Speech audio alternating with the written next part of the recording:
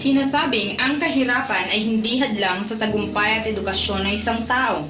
Gayun din, ang edukasyon ang siyang mag-aahon sa mamamayan mula sa kahirapang patuloy na bumabaon sa mga ito. Sa gitna ng krisis na kinakaharap ng bansa ngayon, hindi natin may kakaila na ang kahirapan ay ang ating pinakamatinding suliranin. Malaking porsyento ng mga mamamayang Pilipino ang walang trabaho.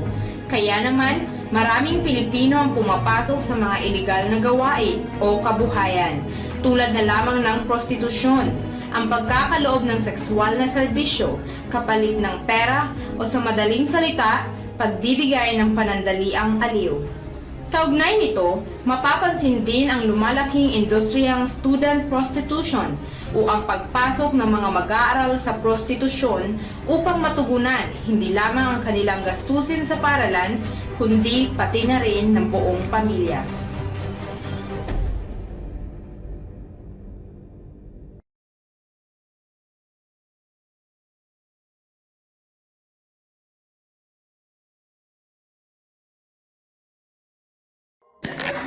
Sa Pilipinas, hindi maikakailang laganap ang ganitong uri ng suliranin.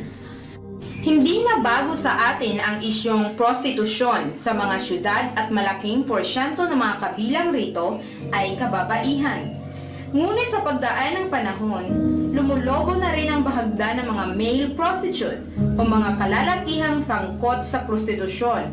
At hindi lamang ito laganap sa mga syudad, ngunit umabot na rin sa mga probinsya tulad ng Biliran.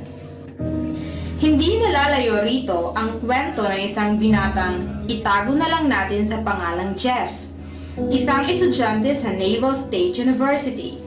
Gaya ng nakararami, bilang isang mag-aaral, suliranin din ni Jeff ang samut-saring mga bayarin sa paaralan at pilit na ipinagkakasya ang kakarampot niyang allowance.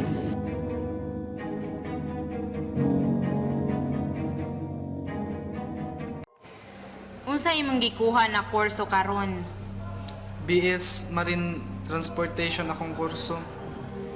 Kinsa nagsuporta sa imong pag-eskwela? Nag-working student man ko.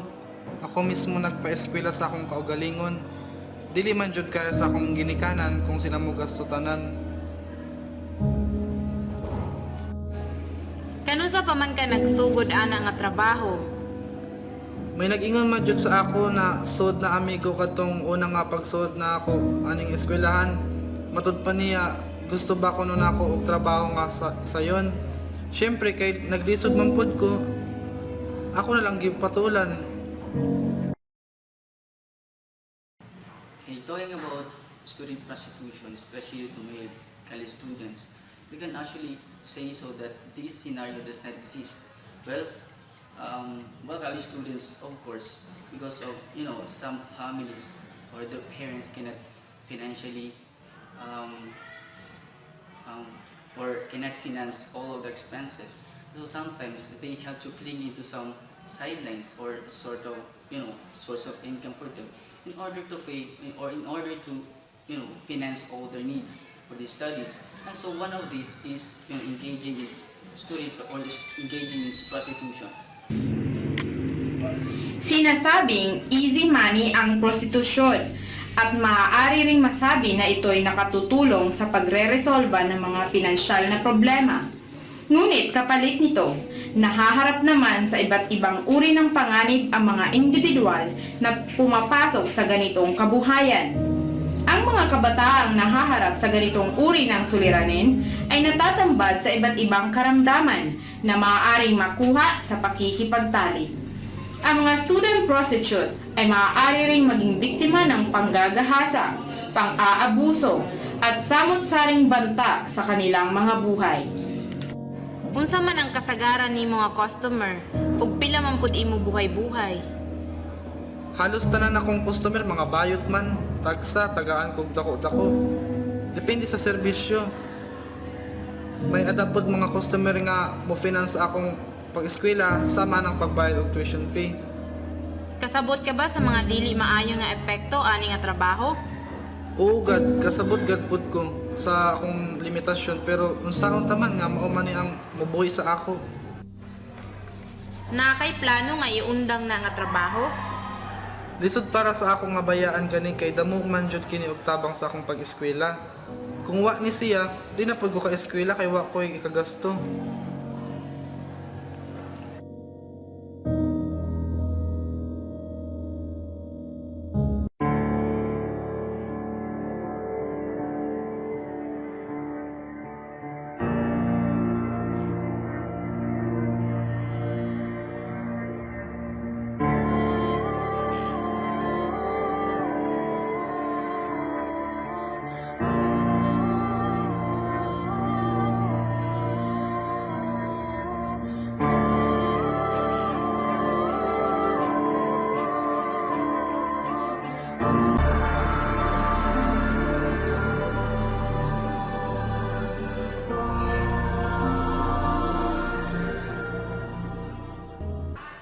In order for you to overcome this one, what you need is a person who knows how to understand it. Opening this problem would actually bring a relief. And so afterwards, if the relief was already brought to you, there's the self-esteem will again be boosted, and afterwards, your life will be back to normal. Isa lamang si Jeff sa dumaraming bilang ng mga prostitutes sa probinsya ng Biliran.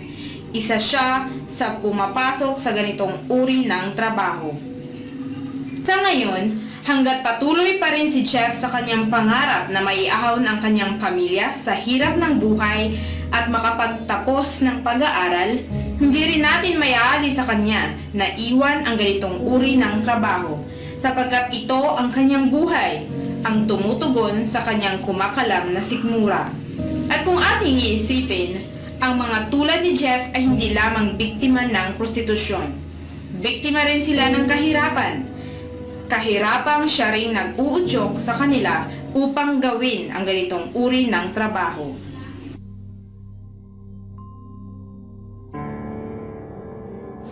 Ang prostitution ay unti-unting nagwawasak sa pundasyon tungo sa maayos at matiwasay na buhay ng tao. Sino nga ba ang mga tunay na biktima? Hanggang kailan nila dadaanan ang ganitong uri ng emoralidad?